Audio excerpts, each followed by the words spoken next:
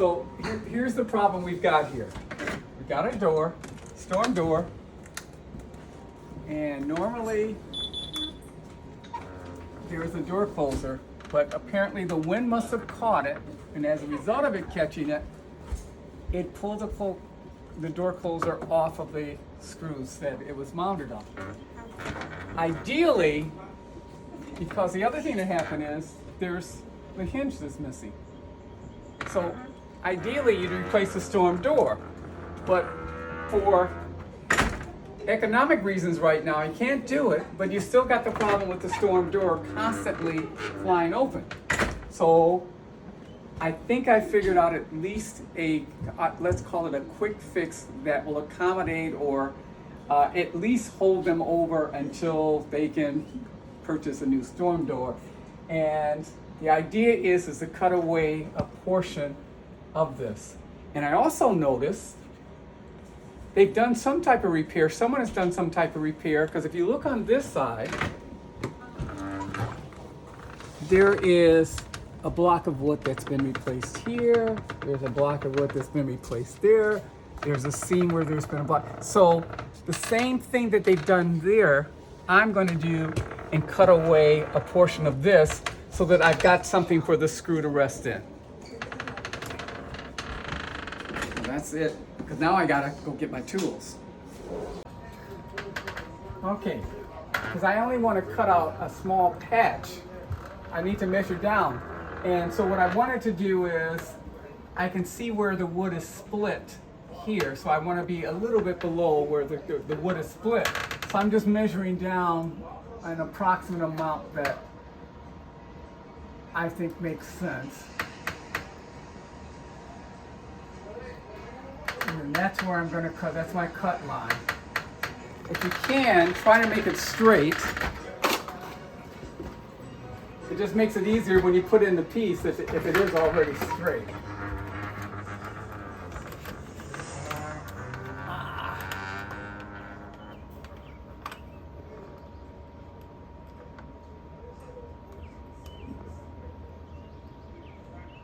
Okay, trying to get as straight of a line as I can.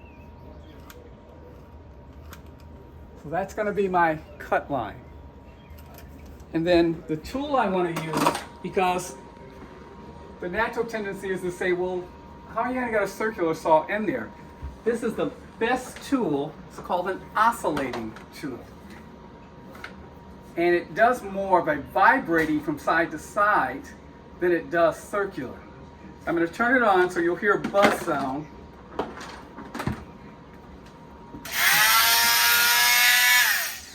And all I'm going to do, notice how I vibrate. Notice, then I'm going to go through this line.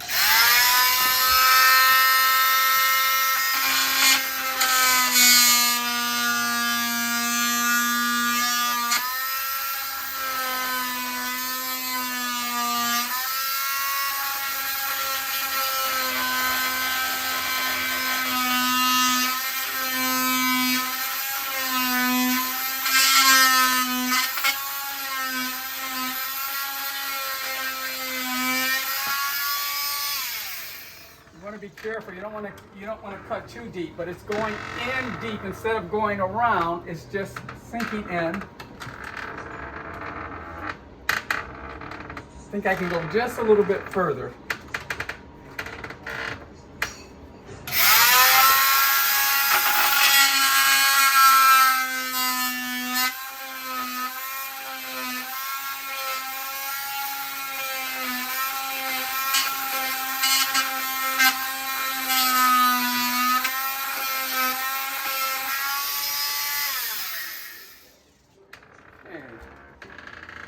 I'm going to see if I'm able to do some prying up of this. I think I'll use maybe a chisel.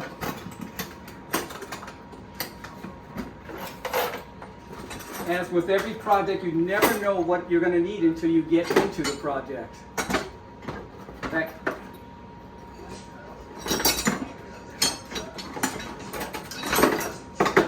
I'm going to try this first.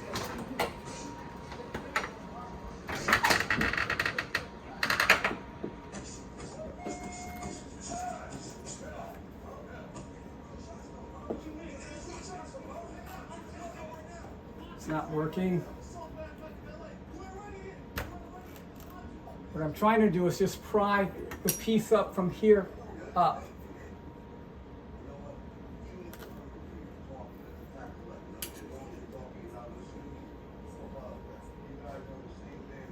What I think I'm going to do, since this is already split, I think I'm going to cut lengthwise a little bit so I can at least see what I'm working with.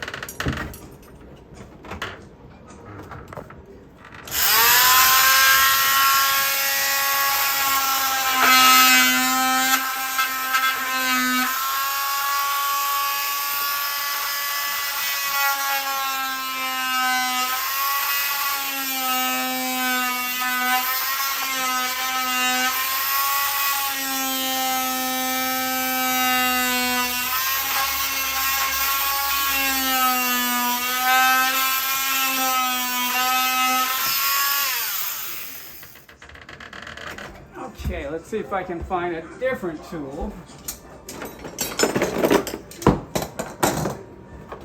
This is the one I want. See if this will work.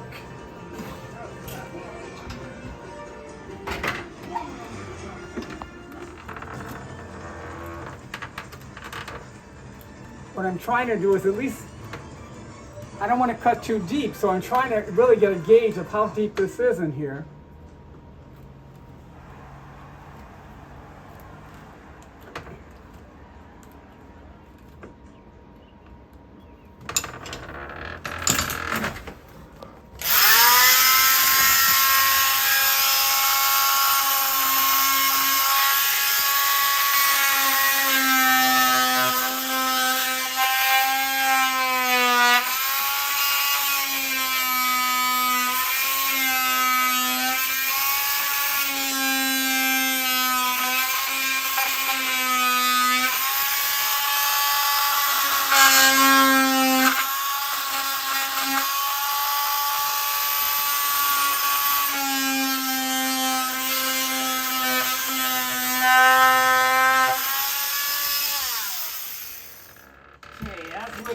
As with everything, my goal is at least get it started. Once I got it started, it should be much easier. There it is.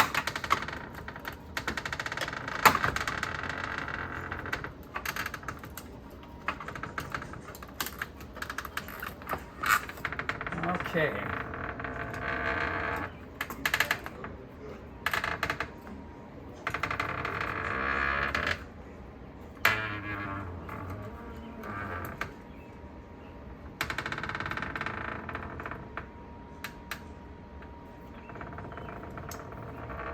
Based on what I see,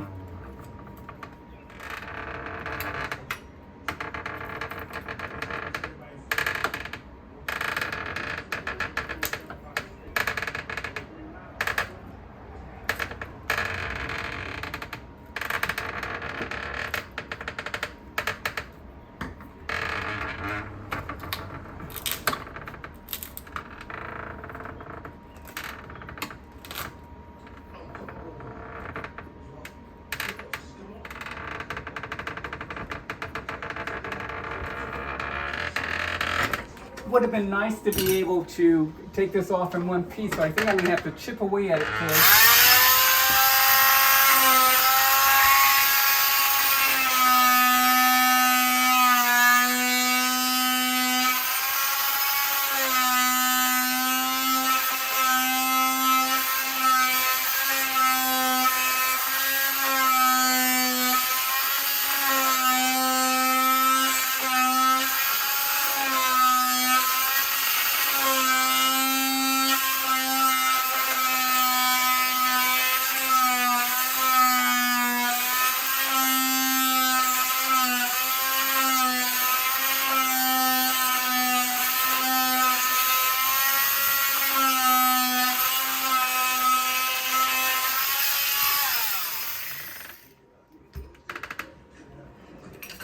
The trick is to be patient and not try to rush it.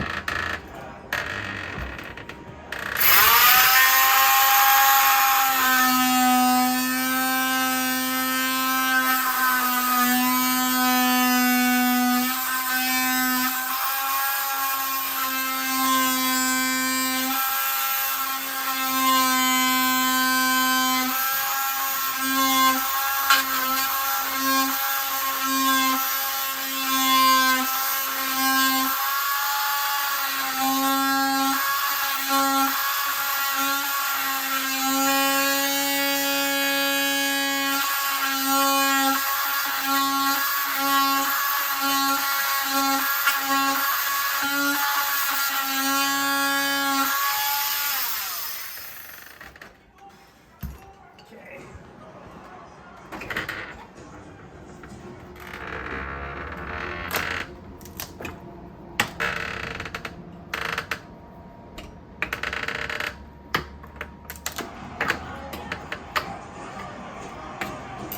What I'm trying to do is to find out how thick this wood is to make sure that I've cut deep enough to pull it apart. This looks to be the width, so I need to make sure I'm cutting at least that deep.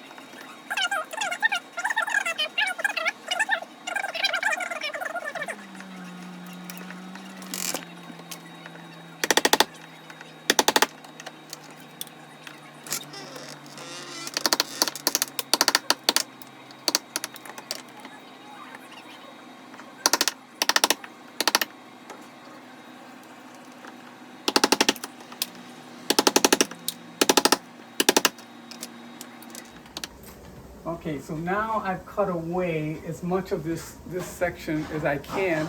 Unfortunately, I was hoping that I could find the actual depth of the wood that I pulled out of here of this thickness.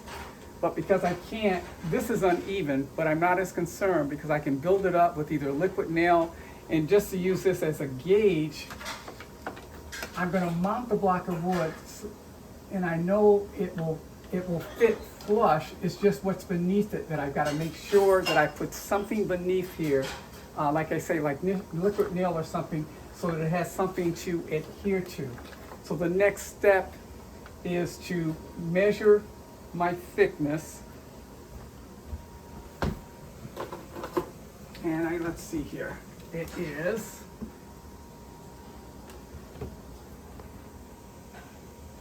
looks to be about 5/8 of an inch. That's how thick I want. And then I know I'm going to need a piece at least 7.5 inches long by the thickness of this piece.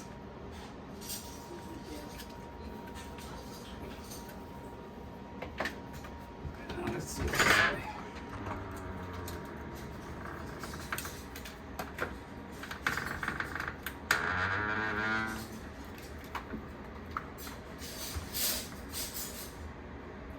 So this is 2.5. So 2.5 wide, 7.5 inches long, and 5/8 inches deep.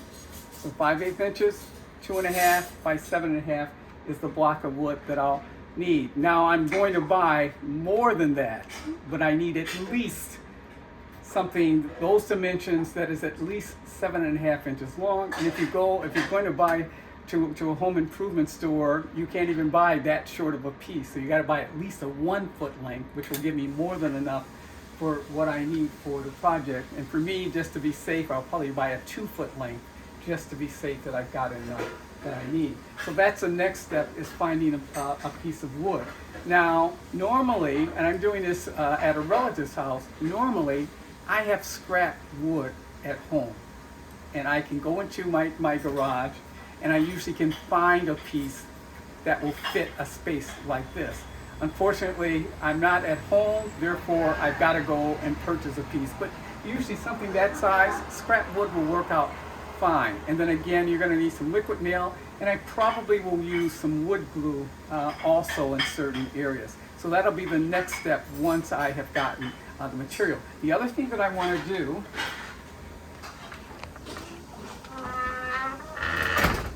is the door closer.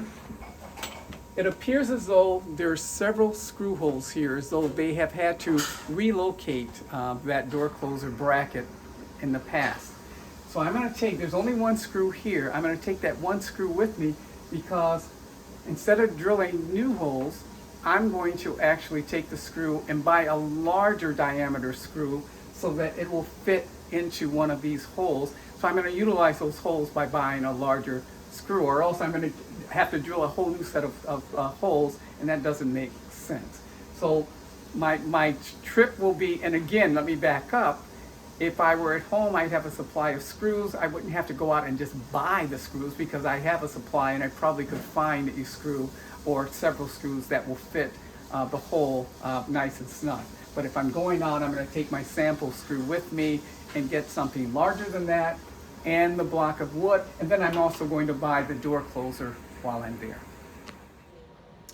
Okay, now we're at the finished product, and keep in mind, this is something to tide you over. This is not something that will last forever, because the storm door actually needs to be replaced, but this at least gives you extended life, if nothing more.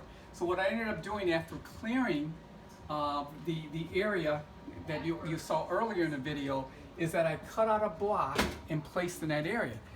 This is what I use. I cut out, I had a piece of lumber, and I cut the length that I used, and then I stuck it into that area and put it there with finishing nails. And because it was uneven, I also used liquid nails in the back in order to make sure that it was going to adhere. Then I added the door closer, which was the biggest problem. That's what was creating the problem, is that the door closer had gotten caught by the wind and it ripped out of the side of the wall. So the door closer is now in. You may have noticed you don't hear the screeching sound that you might have heard at the beginning of the video, and that's because the other thing I did is something as simple as putting some WD-40 on the hinges, and that really helped smooth things out. So again, the whole idea was, what can you do that doesn't cost a lot of money, that can at least extend the life until you're ready to permanently replace the storm door? And this was my solution.